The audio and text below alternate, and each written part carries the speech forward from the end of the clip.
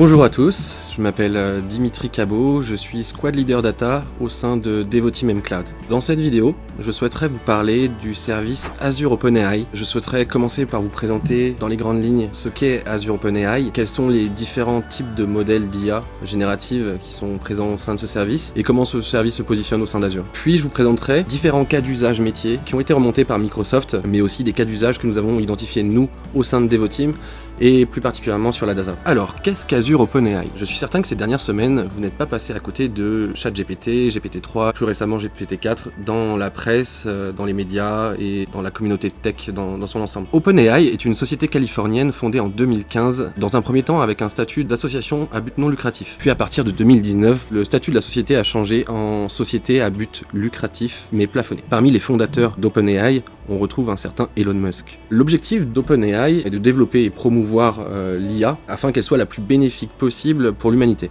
Microsoft a noué un partenariat avec OpenAI en 2019 afin de collaborer ensemble sur le développement de ces technologies d'intelligence artificielle et permettre à OpenAI de scaler plus rapidement grâce notamment à la plateforme Azure. Alors au sein d'Azure OpenAI, on retrouve trois types de modèles. On va avoir d'abord les modèles d'IA générative de texte, donc où on va retrouver GPT-3 et GPT-4. GPT-4 ayant la capacité d'être multimodal, c'est-à-dire d'avoir en entrée à la fois du texte ou des images. Ensuite, deuxième famille, mais qui est un descendant de la première, on va retrouver Codex. Donc c'est des outils de génération de code avec en entrée du langage naturel également.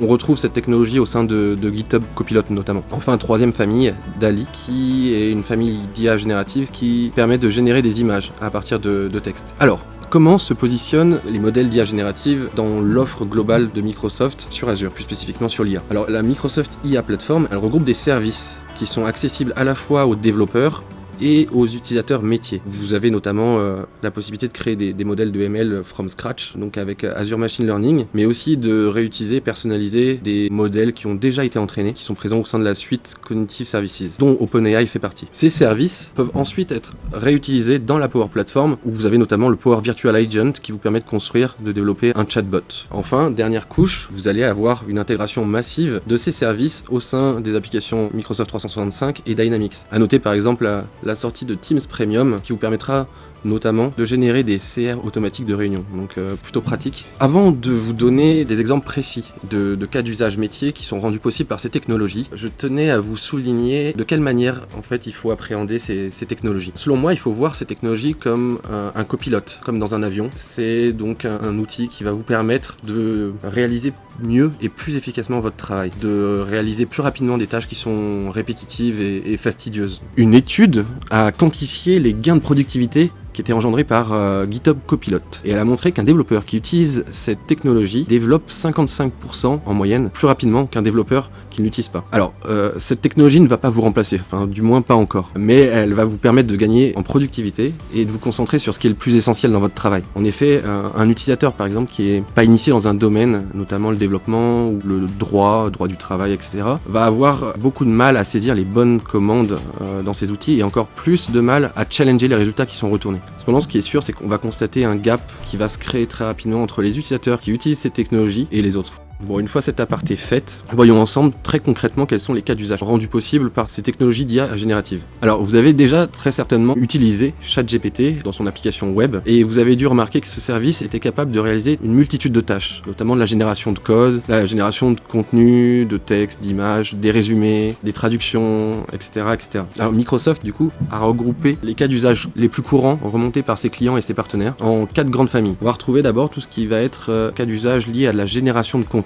Vous allez pouvoir très facilement transformer toutes les FAQ qui sont présentes sur vos applications web en chatbot pour pouvoir répondre plus efficacement aux questions de vos utilisateurs. Vous pourrez remplacer ainsi les chatbots qui sont plus traditionnels et qui ont souvent été source de déception, notamment parce que ces derniers ont beaucoup de difficultés à sortir un peu des rails pour lesquels ils ont été développés, donc à comprendre des demandes particulières d'utilisateurs, etc. Donc ça permettra de répondre plus efficacement aux questions de vos utilisateurs et ça sera notamment le cas aussi dans les call centers ou les services services support qui pourront notamment proposer de la traduction automatique en direct. Notamment, ça va être intéressant pour les entreprises qui pratiquent de l'outsourcing de ce type d'activité. On a d'ailleurs déjà entendu parler dans la presse, alors c'était pas lié à de la techno ChatGPT, mais de call centers qui ont utilisé l'IA pour gommer, entre guillemets, les accents de leurs opérateurs. Ça laisse à réfléchir. Vous pourrez également proposer aux opérateurs de ces call centers ou de ces services support des outils qui vont permettre de faciliter la recherche de réponses pour les utilisateurs finaux. Vous pourrez également réaliser de l'analyse de sentiments basée sur les transcriptions des appels enregistrés et voire même enregistrer un résumé des conversations. Donc les possibilités sont multiples.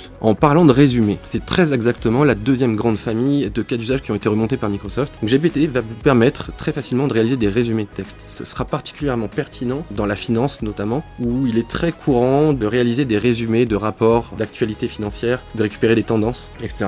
Ce sera aussi possible, je vous le disais tout à l'heure, de réaliser des résumés de réunions, notamment avec Teams Premium. On entrevoit aussi la possibilité de générer des formations de manière automatique, donc des formations personnalisées au sein de votre entreprise, en mode fast track, qui pourront être sur des sujets précis. Troisième grande famille, la génération de code. Nous en parlions tout à l'heure avec notamment GitHub Copilot, qui permettait une augmentation de la productivité des développeurs. Mais cette technologie pourra également rendre accessible des systèmes, des langages de programmation à des utilisateurs qui sont plus métiers. On entrevoit du coup facilement ici des interactions entre des utilisateurs et des bases de données notamment. Un utilisateur pourra questionner par exemple une base de données en langage naturel et sa demande sera automatiquement retranscrite en requête SQL. Nous voyons également la possibilité de documenter automatiquement du code, voire même de générer une documentation complète à partir de code. Et dans la sécurité, il y a également beaucoup de cas d'usage associés à cette famille de modèles, notamment la capacité de l'outil à détecter des failles et des vulnérabilités. Pour la petite anecdote, le directeur de Coinbase a utilisé GPT-4 récemment pour scanner le code source d'Ethereum et il a détecté une vulnérabilité qui était critique, mais qui avait déjà été découverte et patchée depuis 2 ans.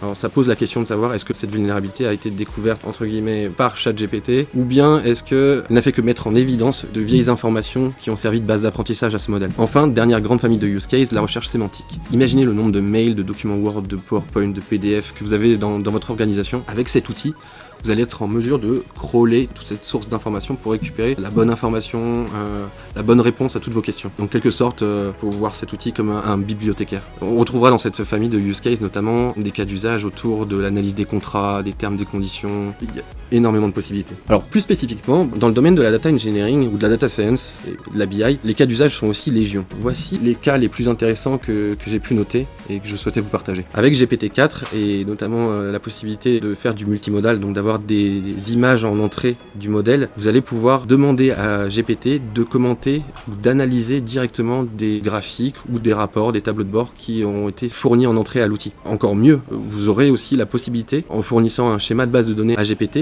de générer automatiquement un rapport ou du moins des idées de rapport BI à produire ou de visuels. Un autre cas d'usage que j'ai trouvé intéressant, c'est la possibilité d'industrialiser les migrations, enfin de faciliter les migrations de code, notamment si vous avez à transformer une requête SQL en code Python. On a remarqué que l'outil était très performant dans ce type de tâches-là. Un autre cas d'usage intéressant, un peu plus tordu entre guillemets, c'est d'utiliser DALL-E, la famille de modèles d'IA générative d'images, pour générer un set d'images qui pourra être utilisé pour entraîner d'autres modèles de deep learning. C'est notamment intéressant quand vous n'avez pas de base d'apprentissage suffisamment grosse pour pouvoir le faire. Vous pourrez également utiliser GPT dans vos réunions d'idéation, brainstorming, pour pouvoir vous donner des idées de cas d'usage data qui pourraient être intéressants à réaliser au sein de votre organisation. Vous l'aurez compris, les possibilités sont très vastes et je n'ai fait qu'effleurer le sujet en vous parlant de ces cas d'usage, mais libre à vous d'explorer l'outil et de voir de quelle manière cet outil peut générer de la valeur au sein de votre organisation. C'est la fin de cette vidéo. Merci beaucoup de l'avoir regardé jusqu'au bout. Dans une prochaine vidéo, je vous proposerai de vous faire une démo technique de l'outil directement sur Azure et notamment un deep dive sur la recherche sémantique et comment configurer des modèles pour pouvoir réaliser de la recherche sémantique. Merci beaucoup.